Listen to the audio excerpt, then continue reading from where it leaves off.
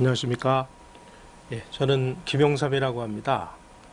과거에는 월간조선 편집장을 지냈었고요. 현재는 연세대학교 이승만 연구원에서 객원연구원으로 일하면서 이승만 대통령에 대한 연구를 하고 있습니다.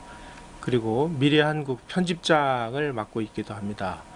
오늘은 여러분들에게 건국 대통령 이승만에 대한 여러 가지 구구한 억측들과 또 오해와 또 모함과 시기와 또는 역사 왜곡들이 이루어지고 있습니다. 그러한 역사 왜곡들이 이루어지고 있는 가장 중요한 10가지 주제를 뽑아서 하나씩 여러분들하고 고민을 같이 하는 그런 시간을 만들어 보고자 합니다.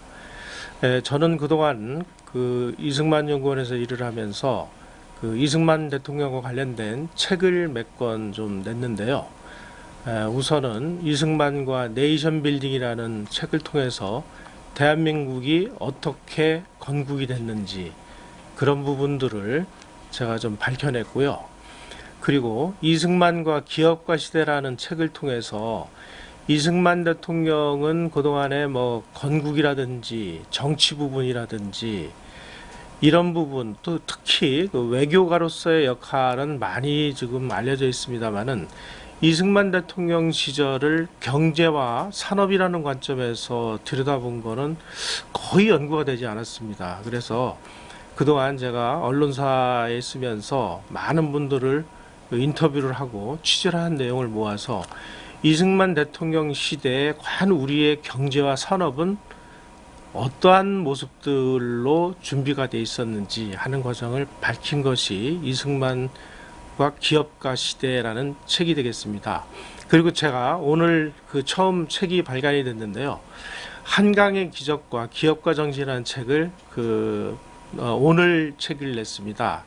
이 내용은 뭐냐면은 우리나라의 산업화 과정에서 기업인들이 어떤 역할을 했는지 이런 부분들을 집중 조명하는 책입니다.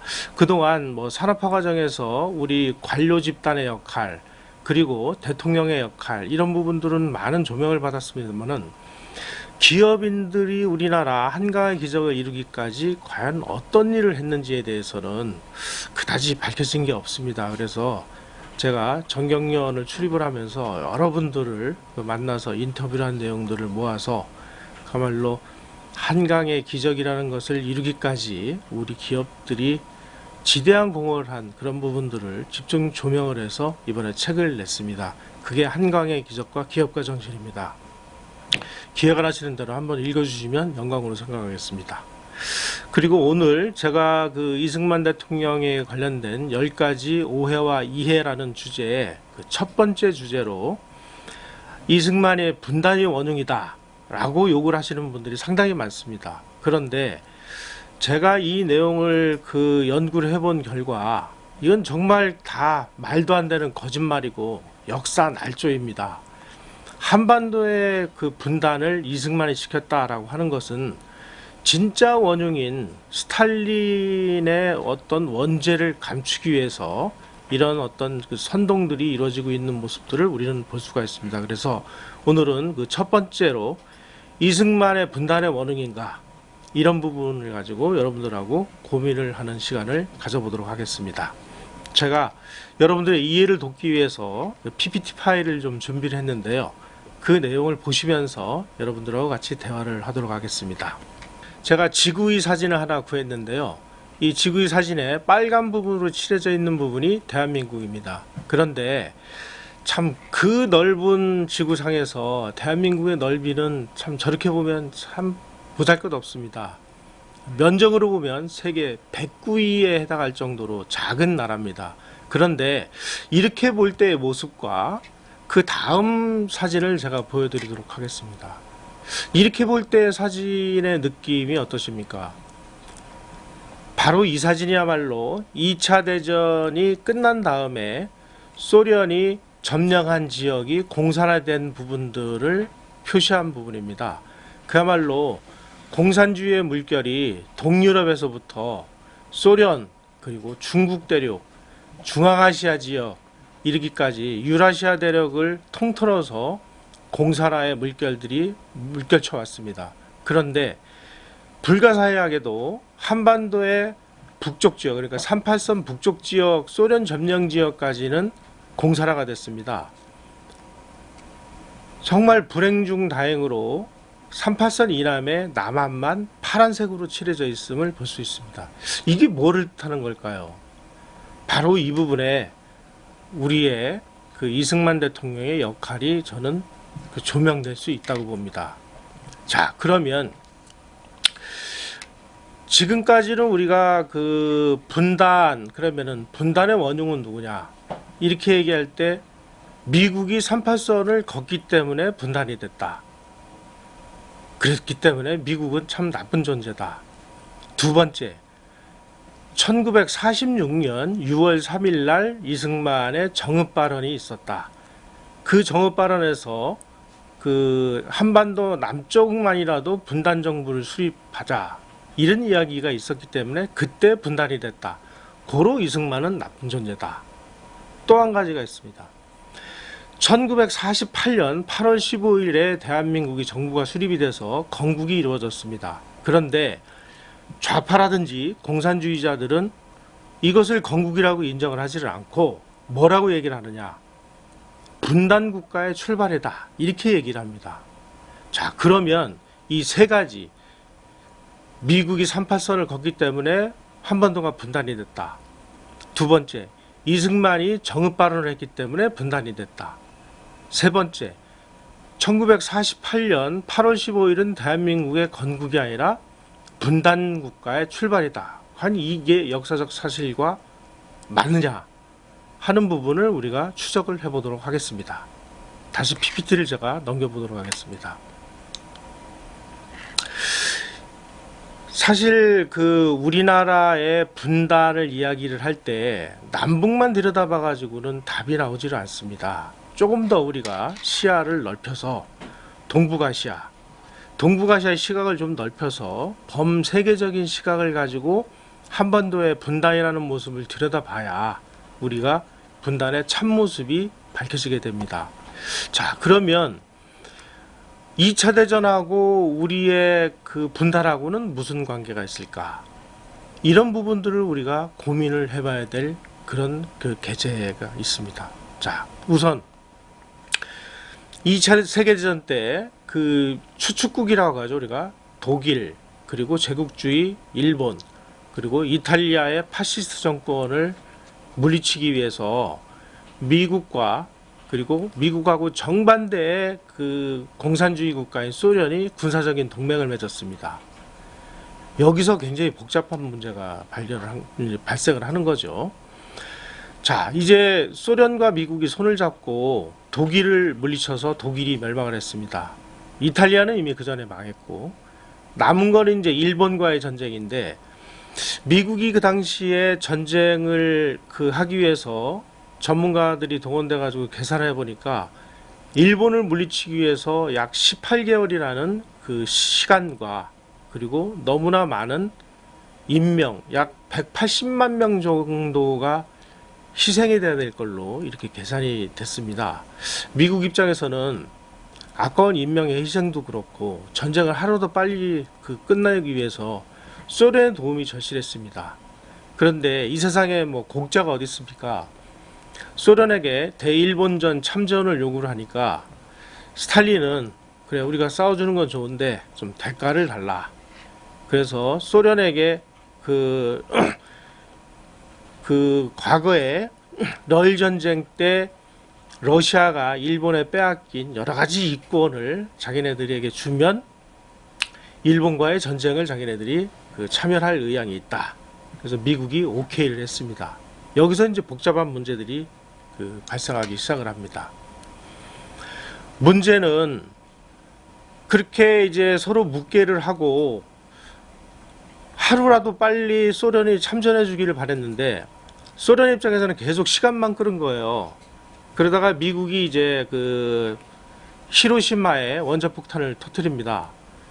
너무나 엄청난 위력에 놀라서 일본이 항복을 할 준비를 합니다.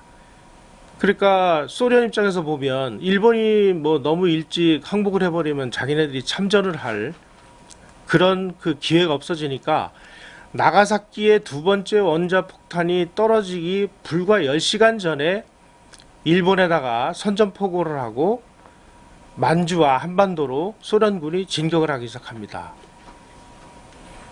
말하자면 이제 소련의 입장에서 보면 뭐 한 일주일 정도 전쟁을 한 셈이고, 미국 입장에서 보면 이 소련을 괜히 끌어들인 결과가 돼버린 겁니다. 이렇게 되니까.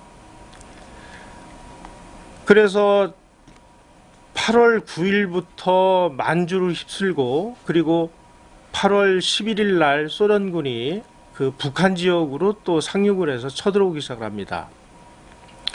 일본이 항복을 한 8월 15일 날은 소련군이 원산을 공격을 하고 있었습니다. 그때 미군은 어디에 와 있었느냐? 한반도에서 약 1000km 떨어져 있는 오키나와에서 일본 본토를 공격하기 위한 준비를 하고 있었습니다. 소련군이 진격을 하는 속도로 봤을 때 그냥 놔뒀다가는 한반도 전역을 소련군 단독으로 점령을 하는 이런 절체절명의 좀 상황이 벌어졌습니다. 미국 입장에서 보면 이게 어떻게 하든지 한반도 전체를 소련이 점령하는 것을 막기 위한 그야말로 비상대책이 필요했던 거죠. 그래서 군부에다가 지시를 했습니다. 소련군이 한반도의 전역을 단독으로 점령할 수 있는 그런 것을 막을 수 있는 방안을 강구를 해라. 그래서 본스틸 대령과 이런 사람들이 모여가지고 고민을 한 끝에 한반도의 중간 허리 부분에 해당하는 북위 38도선을 기점으로 해서 그 위쪽 지역은 소련이 점령을 해서 일본군의 항복을 받고, 그 아래쪽 지역은 미군이 점령을 해서 미군이 일본군의 항복을 받을 테니 이 안을 받아라. 이렇게 제안을 했습니다. 미국은 그거를 안을 만들면서 과연 소련이 이 안을 받겠느냐 하고 고민을 많이 했는데 의외로 스탈린이 그 안을 수락을 합니다. 그래서 38선이라는 것이 만들어졌고, 그 38선을 기점으로 해서 소련군은 더 이상 내려오지를 않고 38선에서 멈췄고, 그리고 38선 북쪽에 그 이북 지역을 점령을 했습니다. 그로부터 약 그 미군이 한반도에 상륙을 한 게 9월 8일이니까 미군은 소련군보다 무려 거의 한 달 뒤늦게 그 한반도에 상륙을 한 셈이죠. 자, 그러면 우리가 38선이라는 것을 통해서 우리가 어떤 일들이 벌어졌는지를 들여다볼 필요가 있습니다.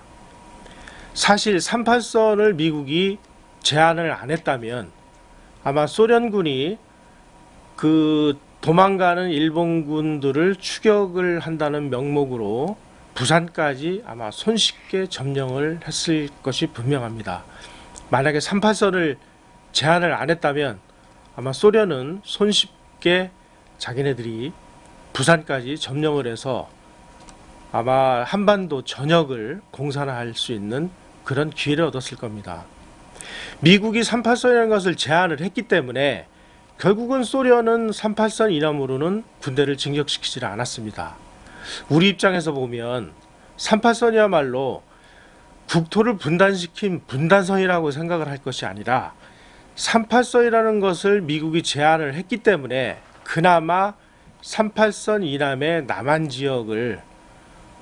지역이 공산화되지 않고 우리가 자유민주주의 국가를 수립할 수 있는 그런 기회가 만들어졌다. 이렇게 보는 게 올바른 역사적인 사실일 것 같습니다. 제가 지도를 하나 또 보여드리도록 하겠습니다.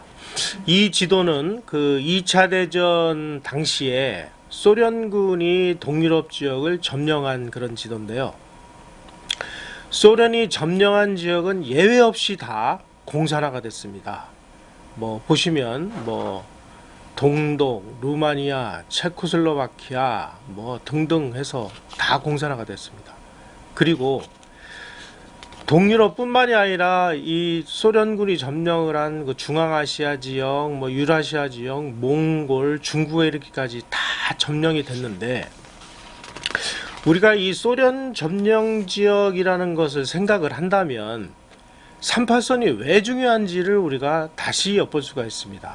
다시 말씀드려서 미국이 그 한반도 전역을 소련군 단독으로 점령하는 것을 막기 위해서 결국 38선이라는 것을 제안을 했습니다마는 그 제안을 함으로 해서 소련군의 점령을 막을 수 있었고, 미국이 점령을 함으로 해서 미국식 민주주의와 그 다음에 자본주의 시장경제를 이식시키는 그런 어떤 교두보가 만들어졌다고 우리는 봐야 될 것 같습니다. 만에 하나 38선을 점령을 제안을 안 하고 소련군이 점령을 했다면 아마 동유럽과 같은 그런 결과가 나왔을 것이라고 저는 확신을 합니다. 다음에 이제 그 사진을 또 하나 보여드리겠습니다. 이게 우리가 이제 해방 그 후의 모습입니다. 얼마나 기뻤겠습니까? 뭐 많은 사람들이 나와서 뭐 희망을 얘기하고, 그러나 우리에게 해방은 정말 희망이 아니었습니다. 왜냐하면 38선으로 허리가 갈려서 38선 북쪽 지역은 소련군 점령 지역이 되고 38선 이남 지역은 미국의 점령 지역이 됐기 때문에 그 이후로 이제 민족국가 수립이라는 그런 험난한 과정을 우리가 진행을 해야 됐습니다. 자, 이제 다시 한번 화면을 넘겨보도록 하죠. 요게 미군이 상륙을 해서 9월 8일 날 정식으로 일본군이 항복을 하고, 그리고 일장기가 내려지고 그 위에 점령을 한 미군기가 올라가는 그런 장면이 되겠습니다. 자, 이제 분단이 어떻게 됐는지 우리가 이런 부분을 눈여겨봐야 될 필요가 있겠습니다. 자, 이제 그 분단 정부가 수립이 되게 되는 그런 계기는 1945년 9월 20일, 그러니까 우리가 8월 15일 날 해방이 됐고, 해방이 된 후 약 한 달 보름, 약 40일 후에 런던에서 전순국 외상회의가 열리기 시작을 했습니다. 전순국 외상회의라는 것은 전쟁에서 승리한 나라의 외무부 장관들이 모여서 전후에 이제 그 전쟁도 끝났으니 뭐 논공행상을 하는 그런 자리였었죠. 그래서 뭐 어디는 누가 차지하고 어디는 어떻게 하고 하는 과정에서 소련의 스탈린이 여러 가지 요구를 합니다. 첫 번째로 홋카이도 북 절반 정도를 자기네들이 점령을 하겠다. 아니, 미국이 그 죽을 힘을 다해서 싸워가지고 일본을 항복시켰는데 불과 일주일밖에 전쟁을 안 한 일본이 북해도의 절반을 달라고 하니 미국이 그거를 양보를 하겠습니까? 미국이 이걸 거절했습니다. 그러자 이번에는 소련 해군의 지중해로의 진출을 위해서 현재 리비아의 트리폴리 지역을 소련군에게 양도를 해달라고 얘기를 했습니다. 그때까지만 해도 지중해는 영국 해군들의 어떤 그 이권이 미치는 지역이었는데, 만약에 리비아 지역에 소련 해군 기지가 만들어져서 소련 군함들이 지중해 지역을 무시로 드나들 경우에 영국의 여러 가지 패권에 심각한 문제가 발생을 하게 됩니다. 영국이 이것도 거부했습니다. 그러니까 아니, 소련은 우리가 이렇게 노력을 해가지고 전쟁을 승리하는 과정에서 소련군이 얼마나 큰 희생을 당했는데 이 요구 하나 못 들어주느냐. 좋다. 그러면 우리도 생각이 있다. 그래서 눈을 돌린 게 자기네들이 점령을 하고 있는 중국과 만주와 한반도였습니다. 한반도의 북쪽은 이미 소련이 점령을 하고 있었기 때문에 1945년 9월 20일 날 스탈린은 극동군 사령관에게 비밀 지령을 내립니다. 우리가 점령하고 있는 38선 이남의 한반도 지역에 공산 단독 정권을 수립해라. 이런 명령을 내립니다. 그런데 사실은 우리는 그때 스탈린이 이런 극비지령을 내렸다는 사실을 전혀 모르고 있었습니다. 그런데 이게 밝혀진 것은 1993년에 구소련이 망하고 그 많은 기밀 문서들이 비밀 해제돼서 그 공개가 되는 과정에서 일본 언론이 이것을 찾아서 특종을 했습니다. 그래서 드디어 스탈린이 무슨 얘기를 하긴 한 것 같은데 갑자기 막 그 북한에서 1945년 9월 20일 이후에 일련의 흐름들이 그 진행이 되는데 그 원인이 결국은 스탈린의 9월 20일 그 극비지령이 있었다는 것이 밝혀진 겁니다. 그리고 스탈린은 한반도뿐이 아니라 중국에서도 국공내전을 재개하라고 모택동군을 부추겼습니다. 그래서 잠잠했던 그 중국 지역에서 다시 국공내전이 벌어져 가지고 장개석 군대하고 모택동 군대가 또 내전을 벌이기 시작을 합니다. 그러니까 지중해 지역이라든지 일본 지역에서 자기네들이 원했던 전리품을 얻지를 못하니까 자기네들이 점령한 지역에 대해서 어떻게 하든지 공산정권을 수립을 하겠다라고 스탈린을 마음을 먹고 있었던 겁니다. 자, 그 다음 제가 이제 화면을 드리도록 하겠습니다. 드디어 스탈린이 9월 20일 날 그 단독 정부를 수립하라라는 그 지령이 내려진 이후에 1945년 12월 25일 날 슈킨 보고서라는 것이 등장을 합니다. 이거는 뭐냐?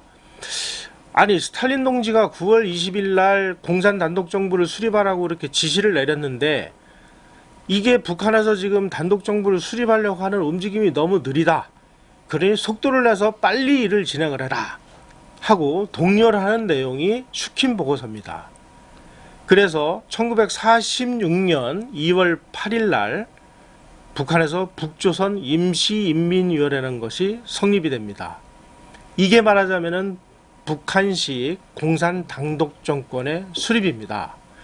이어서 10개 부처로 이루어진 정부 조직 그리고 공산주의 공안기관들을 설치를 하기 시작을 하고 또 민주개혁이라는 이름으로 무상몰수, 무상분배 방식의 토지개혁이 진행이 됩니다. 그리고 46년 7월 1일에는 중앙은행을 설립하고 화폐를 발행을 합니다. 그리고 8월 10일에는 중요한 산업들을 다 국유화를 합니다. 이 일련의 행위들이 진행이 되면서 결국은 1946년 2월을 기점으로 해서 북한에는 임시인민회라는 북한식 단독 정부가 수립이 됩니다. 그런데 이 좌파라든지 이런 사람들은 이런 것들을 전부 무시를 하거나 아니면 이런 사실이 있었다는 것조차 언급도 안 하고 마치 1946년 6월 달에 이승만 대통령이 정읍에서 발언한 것이 분단을 야기한 그야말로 분단의 원흉이라 이렇게 뒤집어 씌워가지고 공격을 하고 욕을 하는 이런 일들이 지금 백주에 벌어지고 있습니다. 여러분들 이런 부분들을 우리가 냉정하게 보시고 저 사람들은 스탈린이 지시를 해서 9월 20일 날 1945년 9월 20일 날 지시를 해서 공산정부가 1946년 2월에 수립되어 있다는 이 엄연한 역사적 사실을 은폐 내지는 왜곡 내지는 기만하기 위해서 이승만 대통령의 46년 6월 정읍 발언을 문제 삼고 있는 것입니다. 이런 부분을 여러분들은 잊지 마시고 기억을 하셔야 되겠습니다. 이승만 대통령이 그러면은 왜 정읍 발언을 했느냐 하는 부분은 어쨌든 지금 북한에서 공산 단독 정권이 수립돼 있고 남한에서는 좌익들이 저렇게 발호를 해서 북한의 그 공산 정권과 남한의 좌익 세력이 힘을 합치면 남한이 공산화될 위험이 상당히 높기 때문에 남한 지역에라도 하루빨리 이 그 민주정부를 수립을 해서 어떤 정부다운 정부 역할을 해야 공산화를 막을 수 있지 않겠느냐 하는 고육지책에서 할 수 없이 6월 3일 날 정읍 발언을 한 건데요. 이 6월 3일 날 발언은 이미 9개월 전에 스탈린이 9월 20일 날 공산 단독 정권을 세우라고 지시한 무려 9개월 후의 일입니다. 따라서 분단의 책임을 묻는다면 스탈린에게 물어야지 어떻게 이승만 대통령이라는 사람에게 이것을 뒤집어 씌울 수가 있습니까? 이러한 역사의 날조를 우리는 바라보고 바라잡아야 될 책임이 저는 있다고 생각을 합니다. 그 이후에 많은 일들이 진행이 됩니다. 우리가 뭐 분단 정권이 수립이 되기까지 뭐 김일성이 스탈린에게 2차례나 찾아가서 남침을 할 테니까 허가해달라 이런 얘기를 하고, 그리고 소련은 아직 남침은 시기상조다, 그 대신 무기를 제공을 하겠다, 그래가지고 소련제 무기를 대량으로 지원을 했습니다. 그리고 중공군에다가 얘기를 해서 중공군이 그 당시에 그 중공군에 소속되어 있던 조선족 3개 사단을 북한으로 들여보내서 그대로 중공군 복장을 북한 인민군 복장으로 갈아입고 인민군으로 편입이 됩니다. 그리고 나서 1950년 그 김일성에게 최종적으로 남침 허가를 내립니다. 그래서 소련군에게 지시를 해서 남침 작전 계획까지 세워주고, 그 남침 작전 계획을 가지고 중공군 출신의 조선족 그 지휘관들이 남침을 벌여서 전쟁이 벌어지는 거죠. 이런 일련의 과정을 보면 결국 우리 분단의 원흉은 스탈린이라는 사실을 우리가 증명을 해낼 수가 있는 겁니다. 자, 우리가 이제 다시 한번 그 요약을 제가 말씀드리겠습니다. 첫째, 38선에 대한 인식의 재정립입니다. 38선은 미국이 제안을 한 건 사실이고, 38선으로 인해서 38선 이북은 소련군이 점령을 하고 38선 이남은 미국이 점령을 했습니다. 그렇기 때문에 분단이 돼서 분단을 야기한 원흉이 미국이다라고 얘기를 하는데, 역사적 사실은 그렇지가 않습니다. 미국이 38선을 제안함으로 해서 결국 소련군의 남하를 38선 부근에서 막았고, 그 막은 그 남쪽 지역에 미군이 들어와서 자유민주정권을 수립했기 때문에 오늘날 대한민국이 유라시아 대륙을 휩쓸은 공산화 물결에서 우리는 휩쓸리지 않을 수가 있었습니다. 따라서 38선이야말로 분단선이 아니라 남한의 공산화를 막은 생명선이다, 이렇게 여러분들은 인식을 정립하실 필요가 있습니다. 둘째, 분단의 원흉은 1946년 6월 3일 이승만의 정읍 발언이 아니라 그 9개월 전에 있었던 1945년 9월 20일 스탈린의 비밀지령이다 하는 부분을 여러분들이 역사적 사실로 기억하셔야 될 것 같습니다. 셋째, 따라서 1948년 대한민국 건국은 유라시아 대륙의 공산화 물결을 어쨌든 한반도 38선 부근에서 저지시키는 역할을 한, 그야말로 대한민국 건국이 공산화를 막은 이런 위대한 그 역할을 했다는 점들을 여러분들은 기억을 하시면서 오늘 제 첫 번째 강의는 이것으로 마치도록 하겠습니다. 감사합니다.